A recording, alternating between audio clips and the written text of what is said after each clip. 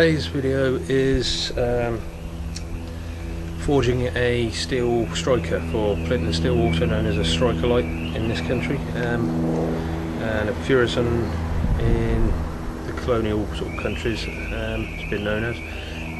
I shall be using a piece of spring steel, which is one of these. Came off of a coil spring off the suspension of a car. I'll just heat it up and straighten it out. So as you can see, I've already been beating about at the end of it with another project I was at. So as I say, that's the steel I'll be using. Using the anvil down here and the forge. I'll show you those in a minute because they're out of shot at the moment.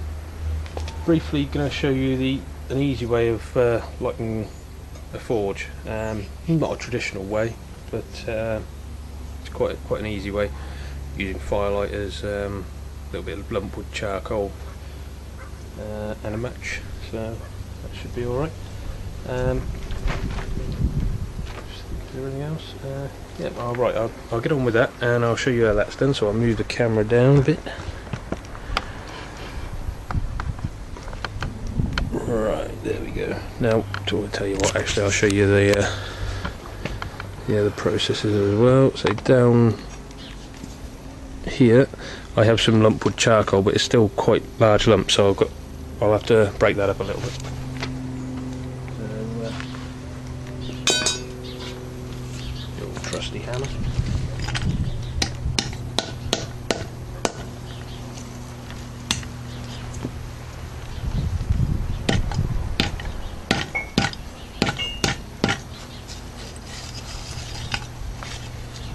So about that sort of size. If you can see that, yep, that sort of size. That'll be okay for getting the forge going. So you don't want it too big because it will form big lumps of charcoal in the forge itself. But I mean, you can. It's not going to hurt the steel, I suppose, but it just takes it a little bit longer to get the heat up into the coals or the coke in this case. Put these bits into a bucket.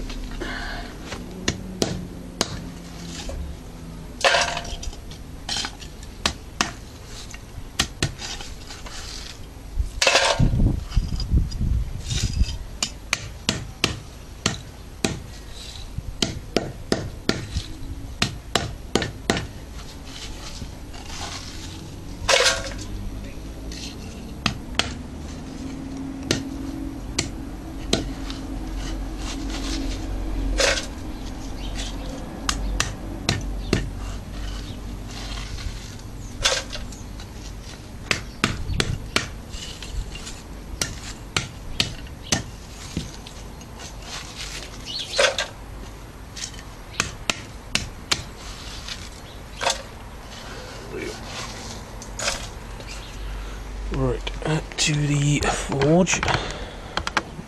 Loosen off the mount a little bit there. Right, zoom in. What you want to do is put a sort of light layer of the charcoal over the the air inlet, the tuya, whatever you want to call it. Put a light layer of charcoal over. Then you want to put some firelighters on top of that, and then a bit more charcoal over the top, and then you can surround it with the coke. So I'll do that.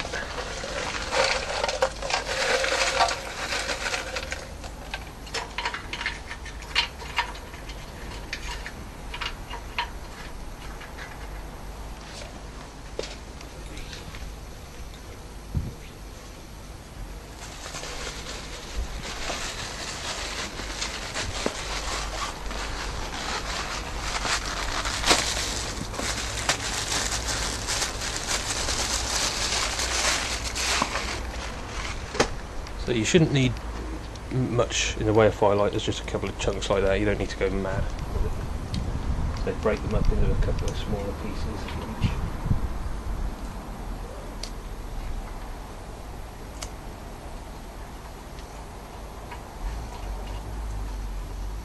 And it's probably easy to put a layer of the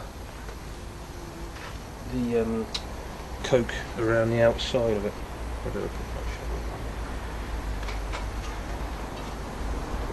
So I've got some coke that's already partly burned in here, so I'll use that up.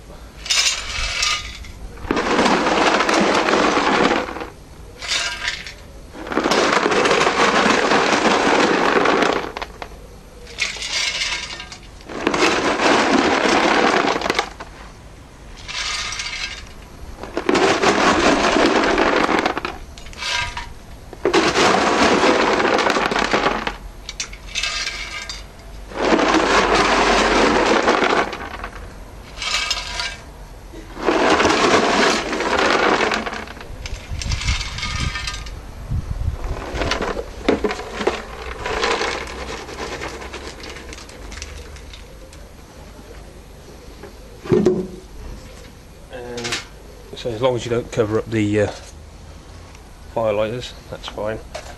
Now you can, using charcoal. As long as you can still get to them to actually light them.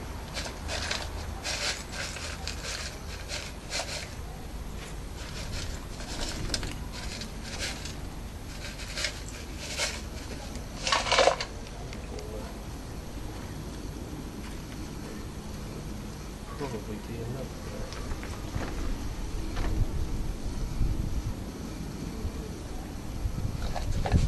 Should be enough for now. I'll keep that to one side. Right, now you need a match to light it.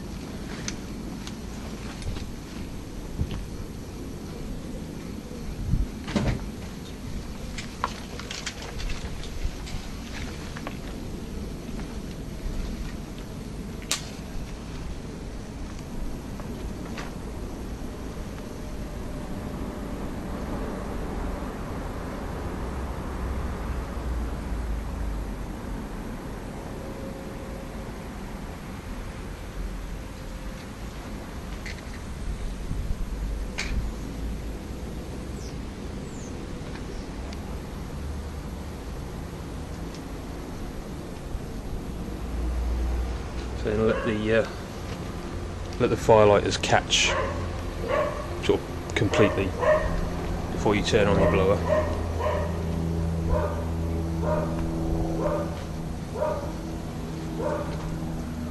So I'll give that a little while to sort of catch fire. It's better if you let it warm up the charcoal as well, like start burning the edges of the charcoal before you turn the blower on. So you don't need to wait for the charcoal to really catch, because the air coming through shouldn't be enough to blow it out as such from the blower. It should just be enough to feed it with oxygen. So the layer of charcoal underneath the firelighters helps sort of disperse the air as it's coming up.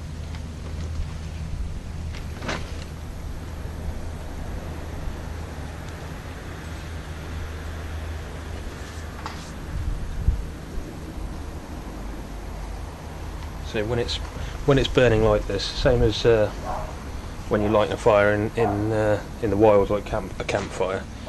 While it's burning like that, don't touch it or anything like that, because if you try and sort of move parts of the charcoal onto the flame, inevitably you'll end up putting it out. So it's better just to let it do its business, get some heat into there.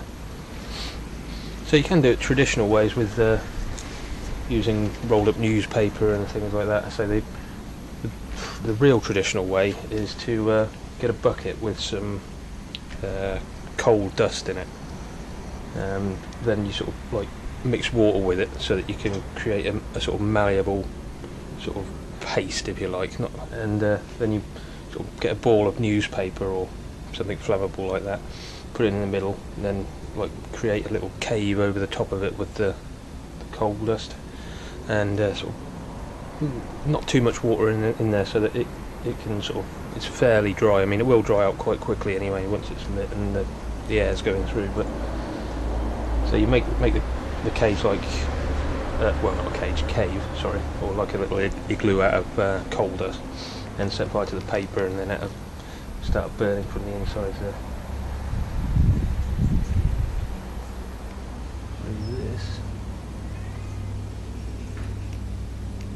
Probably ready get the fan going now.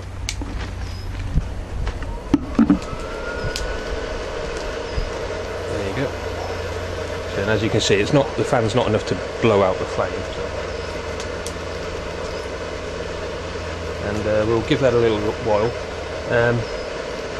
because what you want is a nice glowing red heart at the base of the, or in the centre of the forge where the air supply is coming in. Ideally, when it's at forging temperature, with coke anyway, the charcoal will have pretty much almost completely gone. The flame will stop, and any crackling will stop, and the smoke will stop, and that's when it's sort of ready to get forged and get the steel on it. Same as when you put new coke on top of a forge, it quite often hisses and crackles as it's drying out the moisture in the coke. So again, wait for it to stop crackling really before you start messing around, because while it's crackling it can and probably will spit like hot embers and bits of coke out at you and all sorts of places, so it's better to keep distance from the forge when it's doing that. So. But as I say, I'll let that carry on getting up to temperature, and I'll join you when that's done. Okay.